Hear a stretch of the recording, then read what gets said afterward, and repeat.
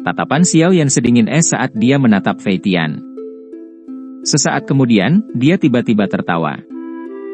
Matanya terangkat saat dia melihat Lei Zunze tanpa ekspresi di kursi VIP. Dia mengejek, jika Lei Zunze benar-benar merasa bahwa diri kecil ini memiliki permusuhan besar dengan pavilion petir angin, mengapa Anda tidak bertindak secara pribadi? Dengan kekuatan Douzun Anda, saya yang kecil pasti tidak akan bisa bertahan dari satu pertukaran dari Anda. Mengapa Anda harus membuatnya sangat merepotkan? Kata-kata Xiao Yan segera menimbulkan keributan di stadion. Cukup banyak orang bertanya-tanya apakah Xiao Yan telah membenturkan kepalanya ke sesuatu. Dia berani memprovokasi Lei Zunze saat ini. Namun, beberapa individu yang lebih pintar mengeluarkan pujian dengan tenang di dalam hati mereka setelah tertegun. Status seperti apa yang dimiliki Lei Zunze? Seorang elit Douzun, eksistensi yang seperti raksasa di wilayah dataran tengah. Statusnya memiliki kesenjangan besar dengan Xiao Yan yang sulit diukur. Ini adalah kasusnya terlepas dari apakah itu dalam hal reputasi atau kemampuan. Setelah Xiao Yan mengucapkan kata-kata itu, Lei Zunze tidak akan berani menyerang Xiao Yan secara pribadi hari ini kecuali dia ingin mendapatkan reputasi menindas seseorang yang lebih muda hanya karena dia lebih tua. Dengan kata lain, kata-kata Xiao Yan ini telah membantu menghentikan auman yang benar-benar berbahaya. Dengan kekuatannya saat ini, selain menghadapi seorang elit Douzun, dia masih memiliki kemampuan untuk melarikan diri bahkan melawan seorang ahli seperti Fei Tian. Bocah ini benar-benar licik. Jian Zunze tertawa pelan sebelum melirik Lei Zunze di sampingnya, yang tetap tanpa ekspresi. Tidak perlu melakukan trik-trik ini di depan diri yang mulia ini, Douzun.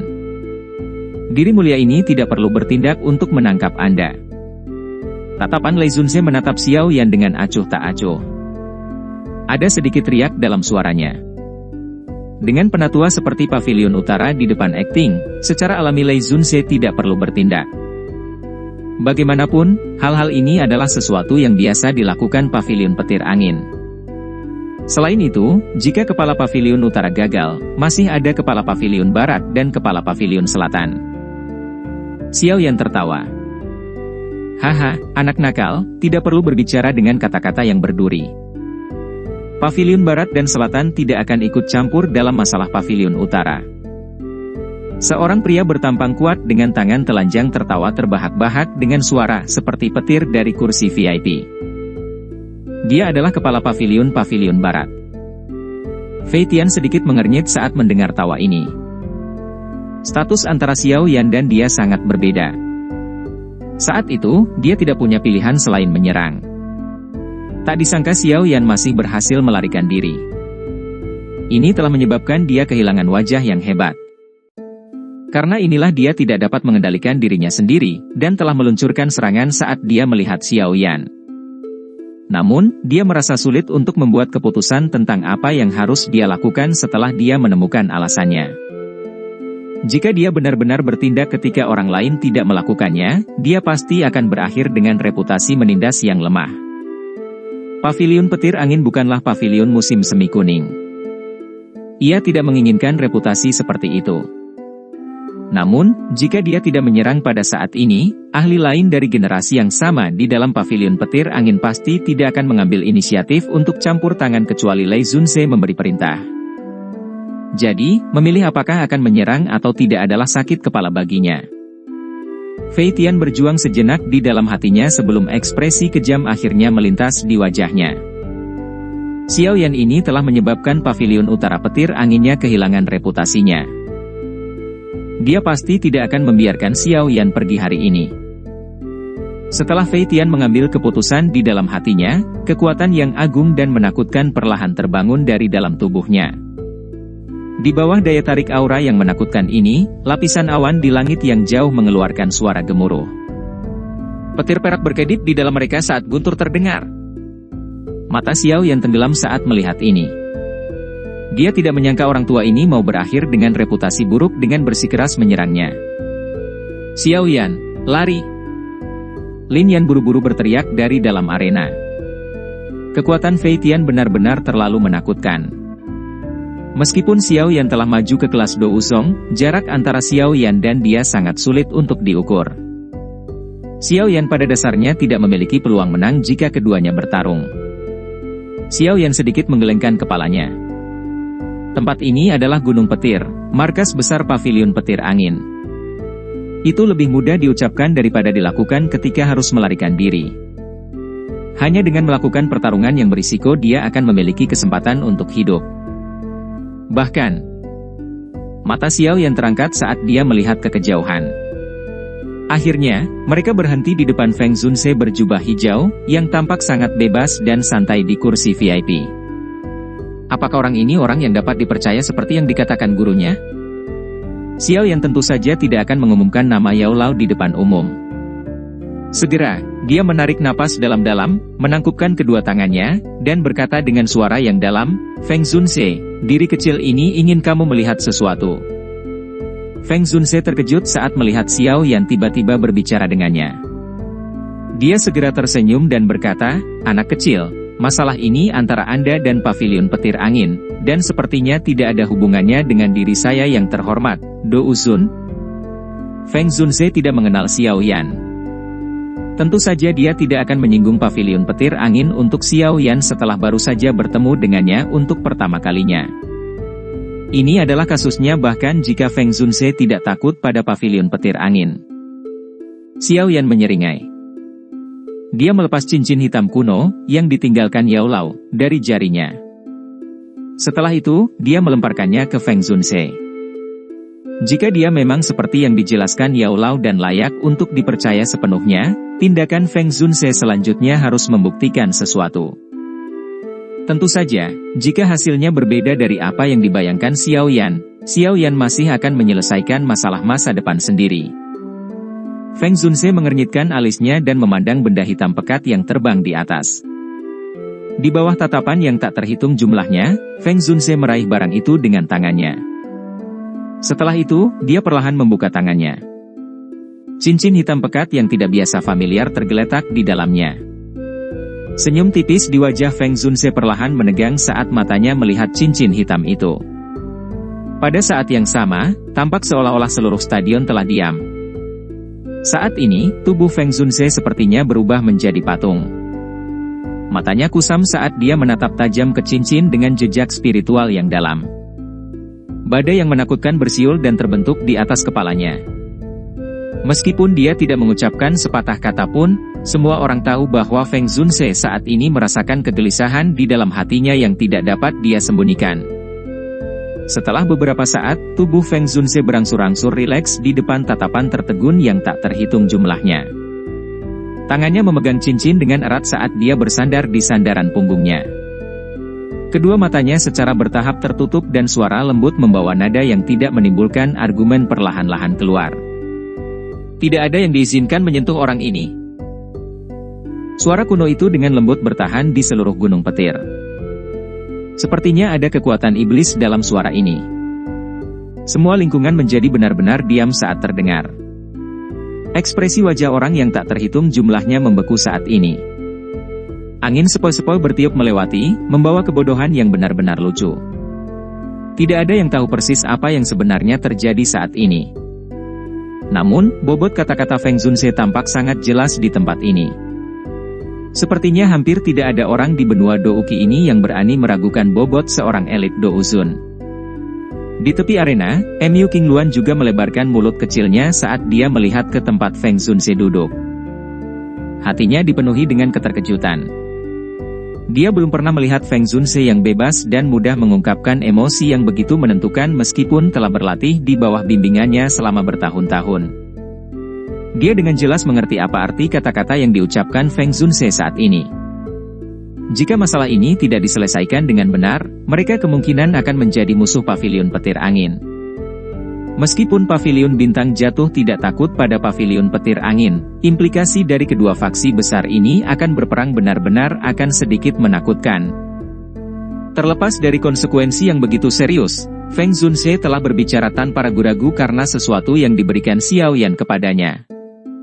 Pada saat ini, bahkan kepala kecilnya tanpa sadar merasa sedikit cemburu. Dia tiba-tiba teringat kata-kata yang dikatakan Xiao Yan di punggungnya di pegunungan mata surga, seorang murid teman lama. Alis Mu Qingluan yang menyipit menjadi vertikal, dan dia merasa sedikit tersesat.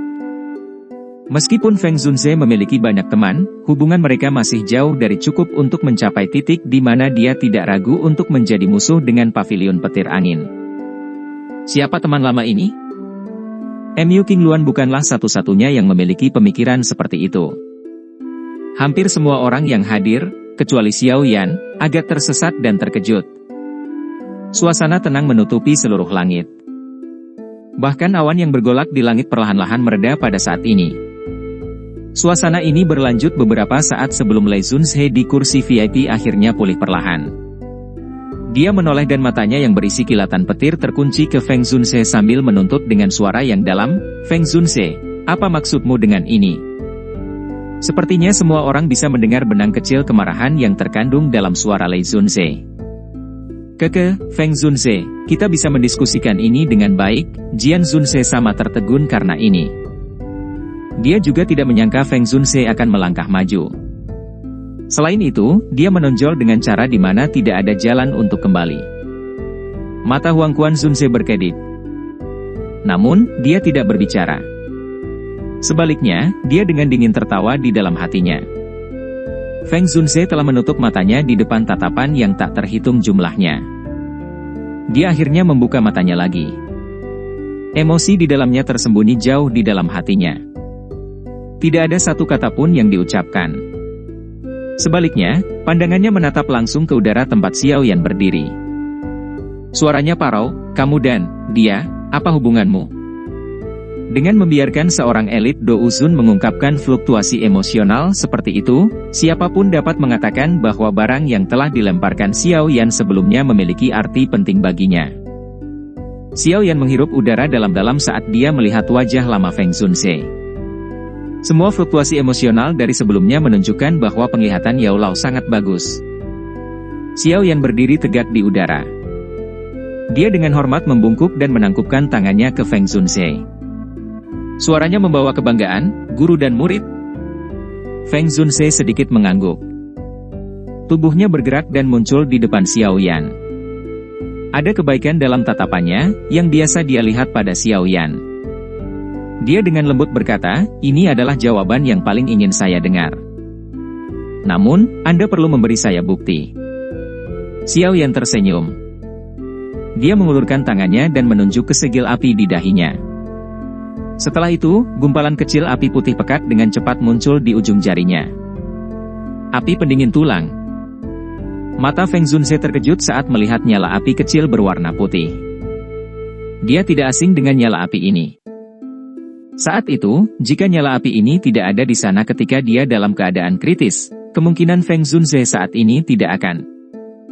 Feng Zunze secara alami menyadari transfer api surgawi. Selain itu, dengan penglihatannya, samar-samar dia bisa merasakan perasaan yang sangat samar tapi akrab yang meluas ke dalam jiwanya dari segel api di dahi Xiao Yan. Oleh karena itu, dia mengerti bahwa, api dingin tulang, ini harus menjadi sesuatu yang disimpan oleh teman lamanya secara sukarela di tubuh Xiao Yan daripada sesuatu yang dia ambil melalui tipu daya. Apalagi, semua ini adalah bukti kuat yang bisa membuktikan hubungan antara Xiao Yan dan Yao Lao. Feng Zunze perlahan mengangkat kepalanya saat dia menghirup udara. Suaranya parau saat dia berkata, "Orang tua, kamu telah membuatku sulit untuk menemukanmu selama ini." Xiao Yan terdiam saat mendengar sedikit kegembiraan dan kelelahan dalam suara Feng Zunze. Tampaknya teman baik ini, yang dibicarakan oleh guru, terus-menerus mencari jejaknya selama bertahun-tahun. Seseorang tidak akan hidup sia-sia jika memiliki teman yang begitu baik. Meskipun guru telah salah tentang Han Feng saat itu, paling tidak, dia telah memilih orang yang tepat sebagai teman yang baik. Feng Zunze. Feng Zunze melambaikan tangannya dan tertawa pelan, "Kamu adalah muridnya. Tolong jangan panggil saya dengan cara ini. Aku yang dulu disebut Feng Xian. Saya tidak akan membicarakan hubungan saya dengannya secara rinci. Jika Anda tidak keberatan, Anda juga dapat menganggap saya yang lama sebagai guru Anda di masa depan." Dengan status Feng Zunze di dataran tengah, ada banyak sekali orang yang ingin memanggilnya guru. Namun, dia hanya menerima Mu Qingluan sebagai muridnya setelah bertahun-tahun. Apalagi, ini karena hubungan yang dia miliki dengan klannya. Ini adalah pertama kalinya dia meminta seseorang untuk memanggilnya guru. Murid seorang teman lama menyapa Pak Tua Feng. Xiao Yan juga bukan orang yang bodoh. Dia secara alami mengerti karena buru-buru menyambutnya dengan sikap hormat. Feng Zunze tertawa terbahak-bahak dan mengangguk. Dia berkata, serahkan masalah ini hari ini padaku. Setelah mengatakan ini, dia tidak menunggu Xiao Yan mengatakan apa-apa lagi. Dia berbalik untuk pertama kalinya dan pandangannya tertuju pada wajah dingin Lei Zunze. Sambil menyeringai, dia berkata, Lei Zunze, aku bisa mengalah kepadamu sehubungan dengan hal-hal lain hari ini. Namun, pavilion petir angin tidak bisa menyentuh Xiao Yan. Ini adalah masalah antara pavilion petir angin dan dia.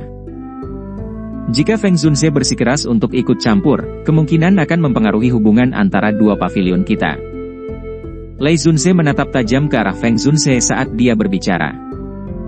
Jika sesuatu terjadi padanya hari ini, hasil akhirnya adalah perang antara dua pavilion. Feng Zunze menjawab. Ketegasan dalam suaranya bahkan menyebabkan Xiao Yan gemetar. Lei Zunze mengerutkan kening. Tangannya juga perlahan mencengkeram sandaran tangan kursinya. Dia tidak mengharapkan Feng Zunze yang bebas dan mudah mendapatkan sisi yang keras bersamanya hari ini. Feng Zunze adalah orang yang telah terkenal paling lama di antara 4 pavilion. Jika mereka benar-benar membicarakannya, kekuatannya harus menjadi yang terbesar di antara 4 douzun. Bahkan Lei Zunze sedikit takut padanya. Implikasi perang antara dua pavilion itu terlalu besar. Bahkan dengan keberanian Lei Zunze, dia tidak berani mengatakannya dengan lantang. Namun, apa hubungan orang ini dengan Feng Zunze? Mengapa Feng Zunze melindunginya dengan semua kemampuannya? Mata Lei Zunze jelas gelap dan serius. Namun, pertanyaannya ini adalah sesuatu yang ingin diketahui semua orang yang hadir. Lei Zunze perlahan menghirup udara. Suaranya yang dalam tampak membawa seutas guntur saat bergema di langit dengan keras. Feng Zunze, Xiao Yan diam-diam telah mempelajari gerakan 3000 petir dari pavilion petir angin, dan bahkan telah memperoleh metode pelatihan untuk berlatih tubuh ilusi 3000 petir. Jika masalah ini dikesampingkan hanya dengan satu kata dari Anda, bagaimana pavilion petir angin saya akan melakukan sesuatu di masa depan? Ekspresi Feng Zunze seperti sumur tak berdesir. Lupakan tentang ini. Bahkan jika Xiao Yan adalah orang yang sangat jahat, dia pasti tidak akan membiarkan Xiao Yan menderita kerugian hari ini. Tidak ada alasan untuk ini selain karena dia adalah murid dari orang tua itu. Kata-kata Lei Zunze terlalu sembarangan. Gerakan 3000 petir hanyalah sesuatu yang saya temui di luar dataran tengah. Asalnya dari luar negeri. Bagaimana Anda bisa mengatakan bahwa saya diam-diam mempelajarinya? Jika itu masalahnya, bukankah itu berarti bahwa siapapun yang mempraktikkan keterampilan Dou itu semua akan mencari kematian mereka sendiri? Tubuh 3000 ilusi petir, di sisi lain, telah diambil kembali oleh kepala pavilion utara. Saya pikir dia harus menyadari hal ini. Xiao Yan berbicara dengan suara yang dalam. Wajah Fei Tian sedikit tenggelam. Matanya menatap Xiao Yan dengan kejam. Namun, dia tidak berani menyerang secara acak kali ini. Feng Zunze ada di samping Xiao Yan. Jika dia berani menyerang, endingnya sepertinya tidak akan bagus. Fei Tian masih cukup takut pada ahli seperti Feng Zunze. Lei Zunze tidak berkomitmen pada kata-kata Xiao Yan. Saat ini, orang yang paling merepotkan untuk dihadapi adalah Feng Zunze. Jika dia ingin melindungi Xiao Yan, kemungkinan masalah hari ini akan berubah menjadi kaku. Ini bukanlah sesuatu yang dia senang lihat. Terlepas dari siapa pemenang dalam perang antara dua pavilion, mereka berdua akan menderita kerugian besar. Pada saat itu hanya akan memungkinkan orang lain mendapatkan keuntungan dari pertarungan mereka. Jari Lei Zunze dengan lembut mengetuk sandaran lengannya sebelum akhirnya menghela nafas.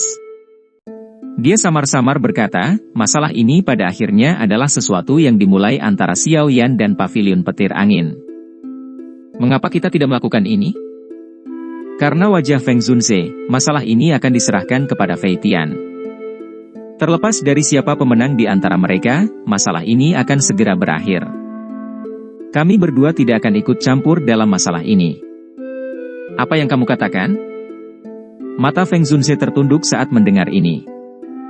Dia melirik Fei Tian di bawah sebelum segera menggelengkan kepalanya dan tertawa. Ada jarak yang terlalu besar antara senioritas Fei Tian dan Xiao Yan. Menindas yang lemah dan yang muda bukanlah reputasi yang baik. Wajah Lei Zunze juga tenggelam setelah dia ditolak oleh Feng Zunze. Dia berkata, kalau begitu, apa yang ingin dilakukan Feng Zunze? Apakah Anda ingin pavilion petir angin saya tidak melakukan apa-apa dan melepaskan Xiao Yan? Saya pasti tidak akan melakukan hal seperti itu. Keke, mari kita bicara dengan baik. Mengapa kita tidak melakukan ini? Senioritas Fei Tian memang jauh lebih besar dari Xiao Yan. Tidak baik membuatnya berkelahi. Mengapa kita tidak meminta seseorang dari generasi muda untuk melakukannya? Jian Zunze tersenyum dan berbicara ketika dia melihat bahwa suasananya tidak benar. Apakah Jian Zunze bermaksud membuat King Er dan Xiao Yan bertarung? Lei Zunze menyipitkan matanya. Namun, tatapannya beralih ke Feng King Er di arena. Jian Zunze menyeringai dan mengangguk. Matanya menatap Feng King Er dengan makna yang lebih dalam dan berkata, gadis kecil ini juga bukan orang biasa. Lei Zunze tidak perlu menyembunyikan apapun. Lei Zunze sedikit mengerutkan kening. Dia merenung sejenak sebelum langsung mengangguk. Matanya menatap Feng Zunze saat dia berbicara dengan suara yang dalam, karena Feng Zunze berpikir bahwa Fei Tian terlalu senior. Saya akan membuat King Er bertarung. Jika Xiao Yan dikalahkan, dia harus berjanji untuk tidak menggunakan gerakan 3000 petir di masa depan. Jika King Er kalah, dendam antara Xiao Yan dan pavilion petir angin akan diselesaikan. Apa yang kamu katakan? Tentu saja, prasyarat untuk pertukaran ini adalah larangan menggunakan kekuatan spiritual orang lain. Lei Zunze melirik Xiao Yan saat dia berbicara sampai akhir. Kemungkinan dia juga menyadari bahwa Xiao Yan memiliki tubuh spiritual yang sangat kuat padanya. Feng Zunze ragu sejenak saat mendengar ini. Dia juga menyadari bahwa Feng King Er bukanlah orang biasa. Kemungkinan bahkan King Luan bukanlah tandingannya di antara generasi yang sama yang hadir. Namun, situasi ini adalah batas yang ingin diberikan pavilion petir angin. Jika ini gagal, kemungkinan tidak akan ada yang tersisa untuk didiskusikan. Sementara Feng Zunze ragu-ragu, Feng King Er di tepi arena dengan lembut menggeser kakinya saat dia memasuki panggung. Mata cantiknya beralih ke Xiao Yan. Suaranya yang jernih dan sejuk membawa keangkuhan saat itu terdengar perlahan. Feng King Er dari pavilion petir angin. Xiao Yan, apakah kamu berani menerima tantangan ini? Mata Xiao Yan segera berhenti di tubuh Feng King Er yang proporsional dan besar. Dia tersenyum. Keangkuhan melonjak dari hatinya. Dia secara alami menyadari situasi sulit yang dihadapi Feng Zunze.